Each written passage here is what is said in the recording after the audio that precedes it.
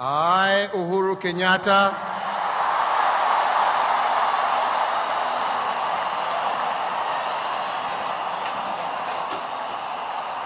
in full realization of the high calling I assume as President of the Republic of Kenya, I assume as President of the Republic of Kenya,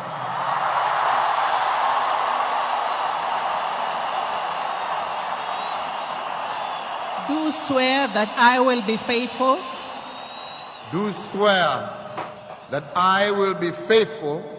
and bear true allegiance to the Republic of Kenya. I, William Samoei Ruto,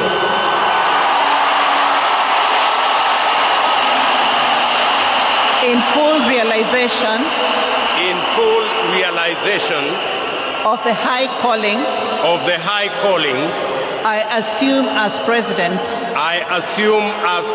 of Kenya, of the Republic of Kenya, do swear that I will be faithful and bear true allegiance to the Republic of Kenya, that I will obey, preserve, protect, and defend this Constitution of Kenya, as by law established, and all other laws of the Republic, and that I will protect and uphold the sovereignty, integrity, and dignity of the people of Kenya. So, na hapa mbele ya Mwenyezi Mungu, mbele yenu hapa, ya kwamba wakigoma tena hata hiyo kazi hawatapata, tutawafuta immediately. Kwani hii watu wanaona sisi ni wajinga namna gani? It cannot be. And only for working 2 hours a day in a government hospital, and then they run to do private practice in their clinics. This is blackmail, and we are not going to entertain it.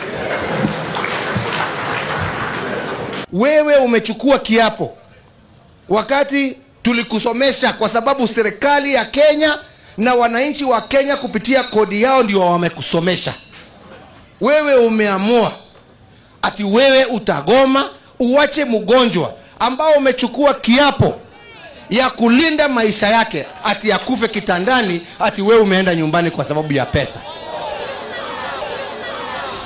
No, hiyo ni makosa, na sio makosa kwa serikali ya Kenya, ni makosa kwa wananchi wa Kenya, ni makosa kwa Mwenyezi Mungu. Na ndipo nilisema hiyo miezi wasilipwe.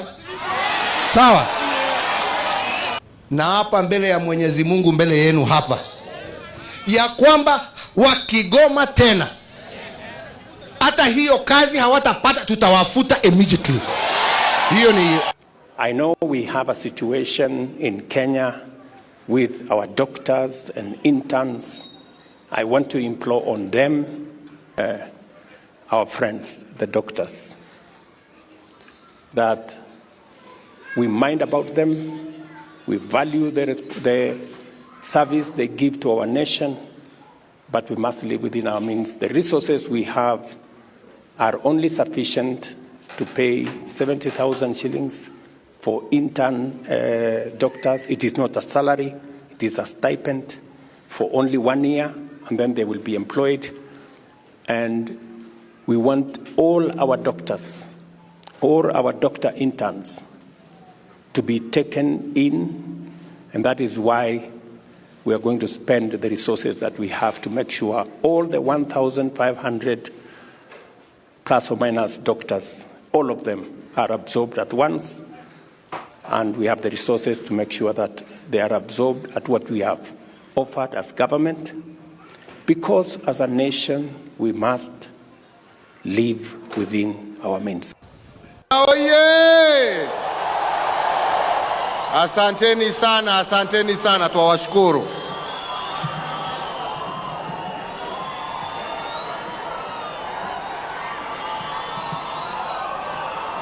Fellow Kenyans,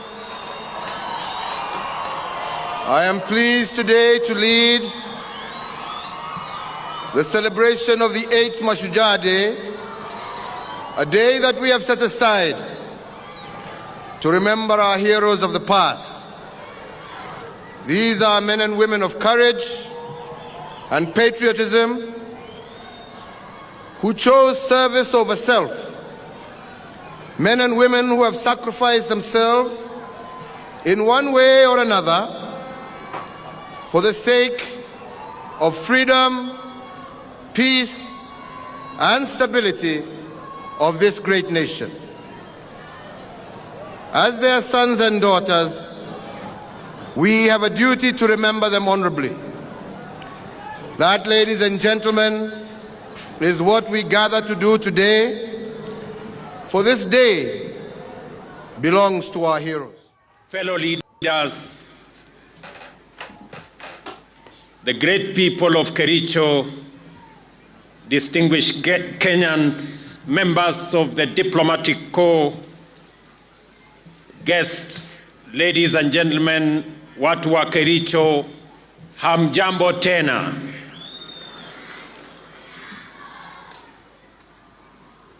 Kericho hamjambo. Kericho chamge. Omune. Kericho Bwana Yesu asifiwe. Hebu mnisalimie hewani nione hivi watu wa Kericho. Asanteni sana. Mashujaa Day is a celebration of the power of individuals to change the course of history and the destiny of a nation. Undeniable that women play a pivotal role in steering the energy transition towards a sustainable future across Africa. Their engagement transcends environmental preservation.